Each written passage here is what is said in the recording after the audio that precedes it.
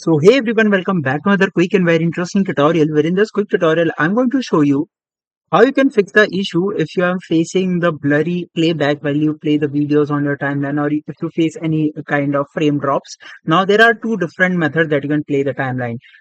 Just simply go to this option that says that will look something like this. Either you can select this option that says prefer proxies. In this option it will reduce the video quality, so you'll get the smooth playback. Or what you can do, you can just simply select this option that says prefer camera angles. This one will play the video at the highest quality available, but it will definitely cause some frame drops. So you can select any of them. If you don't want the frame drops and you do want the smooth playback, you can just simply select the proxies. Or if you don't want the video to degrade its quality, you can select this option that says prefer camera originals. Alright, so that's it for this tutorial. I hope this video will be helpful for you. Make sure to hit the like button and subscribe button for more such helpful and interesting tutorials. See you in the next one. Take care.